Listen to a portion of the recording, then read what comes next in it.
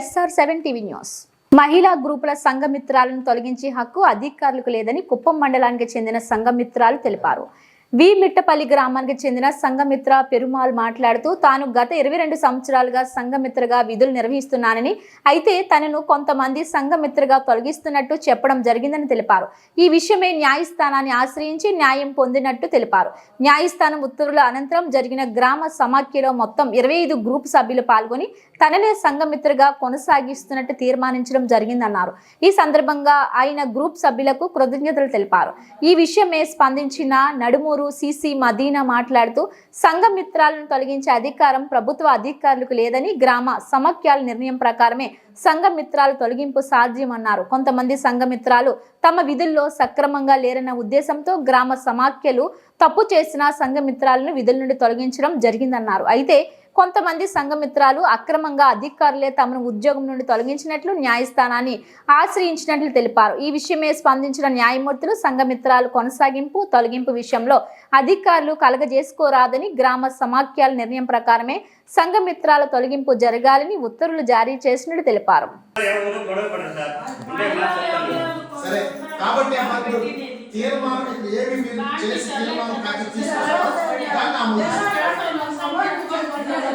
Medina sir sign करते नहीं ये इधर जम के तो मदीना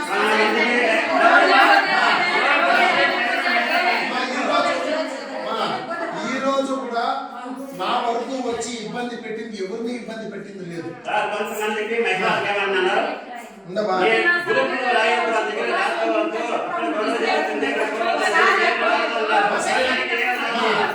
ఇప్పుడు కూడా కోర్టు మమ్మల్ని నిర్ణయాధికారంలో మీరు ఉండొద్దు అన్నారు.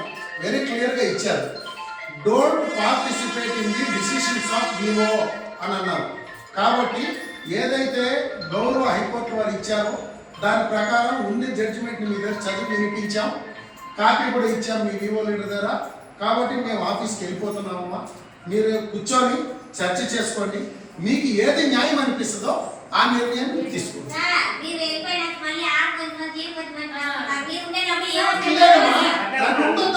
జడ్జిమెంట్ లో అమ్మా జడ్జిమెంట్ ఏమంటున్నారంటే don't participate decisions of the Vivo. ఎవరినైతే పెట్టుకోవాలో, ఎవరిని పెట్టుకుంటే వాళ్ళు బాగుపడతారో వాళ్ళకి తెలుసు, వాళ్ళే నిర్ణయం తీసుకొనివ్వండి అని అంటున్నారు. ఇప్పుడు పాటించాలా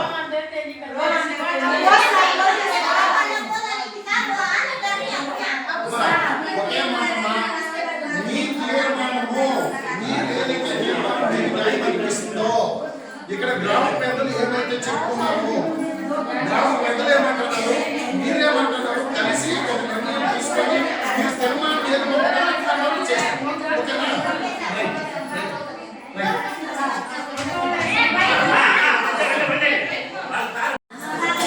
ఈనాటి ఈ సమావేశానికి విచ్చేసిన మీ అందరికీ కూడా వందనం.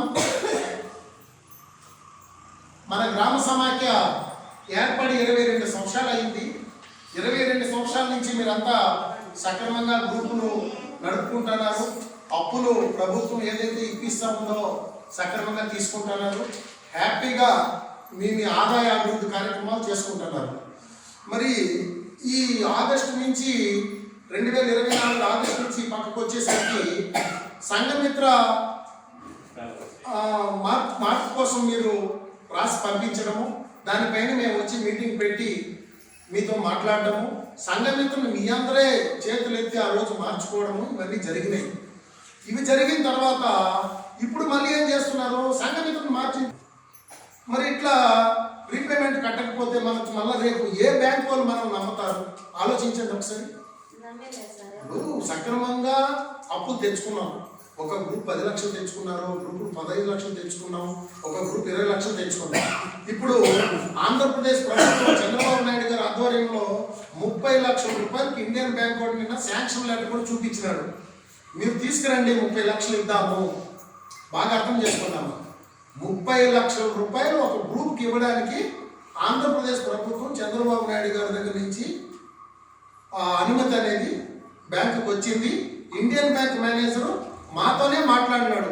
ఏరియా కోఆర్డినేటర్ చంద్రశేఖర్ గారు, నేను ఇంకొక సిసి కృష్ణా అనే ఆయనకు వెళ్తే 30 లక్షల రూపాయలు మంచి గ్రూప్ అయితే నాకు తీసుకురండి సార్ నేను ఇస్తాను అంటారు.